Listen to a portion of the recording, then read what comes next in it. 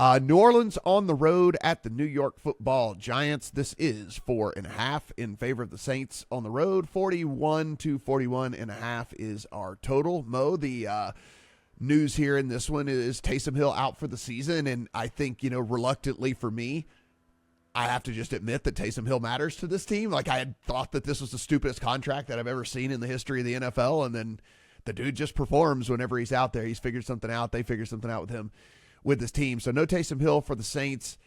They head on the road to New York. They got to win by 5. Yeah, and I don't really like their chances to do so. I'm with you. Especially, I think the importance of Taysom Hill is magnified when you don't have Olave, when you don't have Rashid Shaheed, who have been, legitimate weapons for them.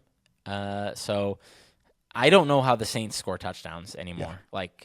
But aside from Alvin Kamara, can Alvin Kamara cover 4.5 on his own? I mean, maybe he's a great player, but I don't see how the Saints can be laying this many points. As sick as I am of the Giants, especially after last week, you have no Taysom. You have a team that has connected basically for a weekly 40-plus yard touchdown with MVS, but now is playing outside 14-mile-an-hour winds, I think.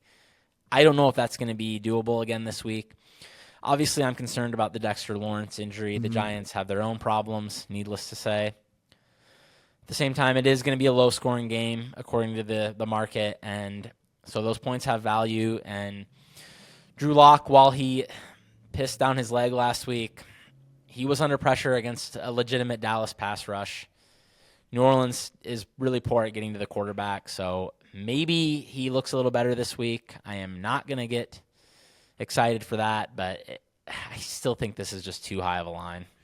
Yeah, I don't have anything in the account, but it would be Giants or pass for me on this one. I like to believe, and maybe this is just me holding on to the fact that I don't think Drew Lock is the worst quarterback in the NFL, though he looked like it maybe last week. But, second week of starting, it's kind of like you knew you're starting now for a couple of weeks. Got to look at least a little bit better, you'd like to think, and shouldn't be under all that much trouble, even though this offensive line is, of course, god-awful. But the Saints don't get much pressure as it is anyway and don't blitz very often. So should be able to try to operate this offense at least a little bit better.